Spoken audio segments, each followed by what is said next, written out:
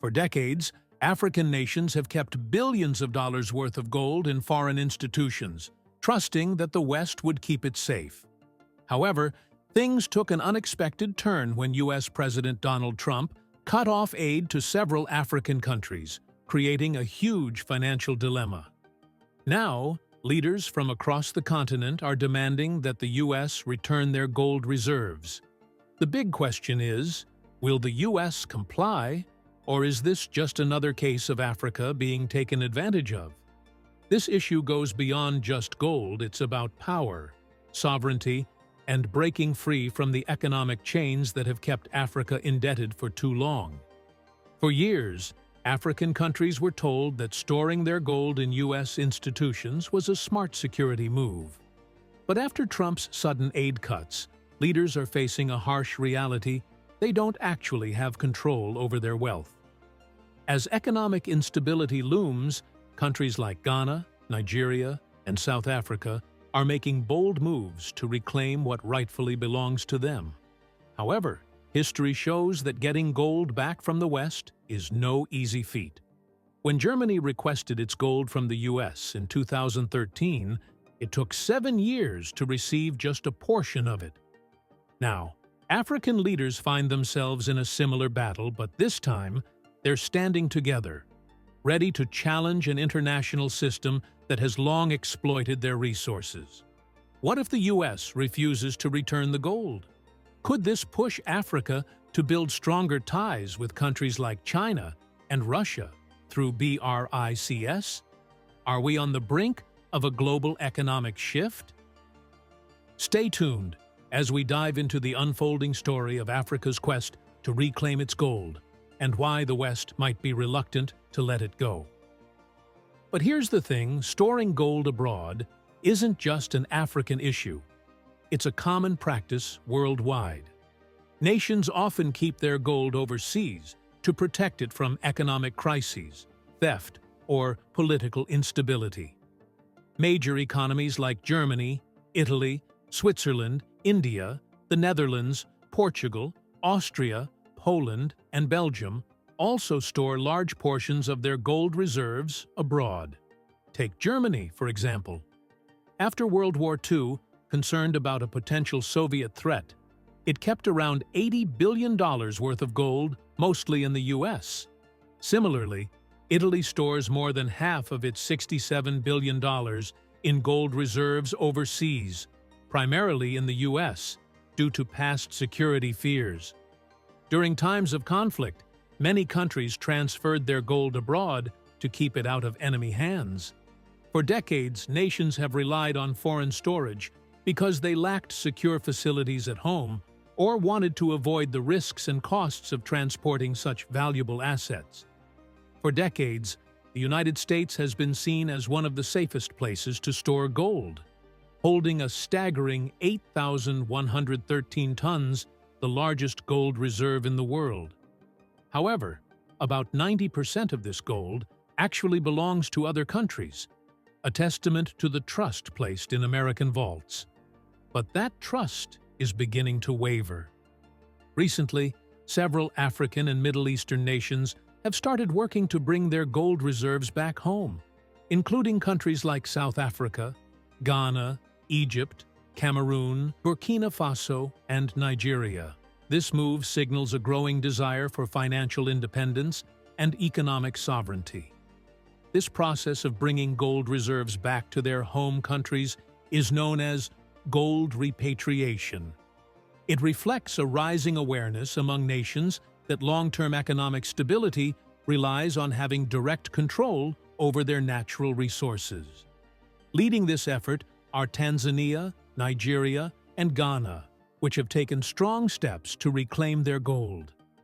They see the strategic benefits of keeping these reserves within their own borders, as it strengthens financial stability, reduces reliance on international financial institutions, and ensures that revenue from their resources directly benefits their economies. This shift isn't just about money management, it's a bold statement of independence and a move to reshape Africa's economic future without being held back by external influences. But why are countries making this move now, after trusting the US with their gold for so long? One reason is growing uncertainty about the stability of the US financial system and the global economy. For Ghana, in particular, repatriating gold is seen as a critical step to secure the nation's wealth against potential economic instability. As more African nations follow this path, financial experts like Dr. Joseph Atta-Mensah argue that moving gold out of American institutions is a wise decision to protect against unpredictable economic shifts. This change could mark a new era, where Africa not only reclaims its natural resources, but also takes greater control of its financial future on the global stage. In light of recent geopolitical tensions and economic challenges, many countries are rethinking how they store their gold to enhance financial sovereignty and reduce dependence on international systems. For example, Nigeria has taken a bold step by banning gold exports, driven by concerns over the weakening U.S. economy. This isn't just about safeguarding wealth, it's a clear declaration of economic independence. Nigeria aims to prove it can manage its own financial resources without relying on Western financial institutions. With inflation on the rise and doubts growing about the stability of the U.S. financial system, other nations are also taking precautions to protect their wealth. Concerns over the Federal Reserve's ability to maintain monetary stability are growing as U.S. national debt continues to climb. In the face of geopolitical tensions and uncertain global trade relations, bringing gold reserves home is becoming both a financial safety measure and a geopolitical necessity for African countries. Although the gold standard was abandoned long ago, gold remains an essential financial asset that can help restore reserves and protect against inflation, currency fluctuations, and global crises. By reclaiming their gold, these nations are ensuring that their wealth remains under their own control, rather than being managed by foreign powers. The urgency to secure their assets has only intensified after recent actions by Western countries. For example, when Russia invaded Ukraine in 2022, the United States froze Russia's foreign reserves, effectively cutting off access to its own wealth. This move sent a clear signal to other nations about the risks of keeping their assets abroad, prompting many to rethink how they manage their financial resources. The world took notice when the United States froze Russia's foreign reserves after the 2022 invasion of Ukraine. This unprecedented move sent a clear message. Even funds kept in stable Western banks are vulnerable to political decisions. Many nations quickly realized that if it could happen to Russia, it could happen to them too. Since 2020, there's been a noticeable surge in gold repatriation, especially among countries that had traditionally kept their reserves in the US, UK, and France. A 2023 report noted that the sanctions on Russia only accelerated this trend. According to Jonathan Aud, CEO of Dakota Gold Corp., global gold reserves are now shifting from the west to the east as countries look to store their gold domestically to protect it from potential confiscation by foreign powers. One major factor driving this shift is the rise of BRICS, led by China and Russia. The group has been pushing for a more multipolar world order, encouraging countries, especially those in the global south, to trade in their own currencies instead of relying on the US dollar. A recent agreement between China and Russia to conduct $260 billion worth of trade without the dollar is a prime example. Since 2023, BRICS member nations have also been ramping up their gold purchases, hinting at plans to create a new currency, likely backed by gold. With this changing global financial landscape, it's no surprise that African countries like Nigeria are taking bold steps to reclaim their gold reserves. But the big question remains, will they succeed in bringing all their reserves back home? Repatriating gold isn't a new concept. European countries have been doing it for years. In 2013, Germany's central bank announced plans to recover 300 tons of gold from the US and 374 tons from France by 2020. Other countries like the Netherlands, France, Belgium, and Austria have also moved their gold back home recently. Now, Africa is following suit, marking a pivotal moment that could reshape the continent's economic landscape. Successfully bringing their gold back would reduce reliance on Western banking systems and strengthen their bargaining power on the global stage. Still, the process isn't always smooth. Germany's experience in 2013 is a cautionary tale. When German officials requested to inspect their gold stored at the Federal Reserve Bank of New York, they were denied access. This led to widespread speculation that the US might have sold, leased, or even lost the gold. After formally requesting repatriation, the US informed Germany that it would take 7 years to return the reserves. By 2017, Germany announced that half of its gold had been successfully returned. But the lengthy and complicated process only fueled doubts and mistrust. African leaders, like Captain Ibrahim Traore of Burkina Faso, are now speaking out, calling for stronger control over the continent's natural resources. This bold move could potentially transform economic policies to favor African nations, reducing dependence on foreign aid and fostering sustainable growth.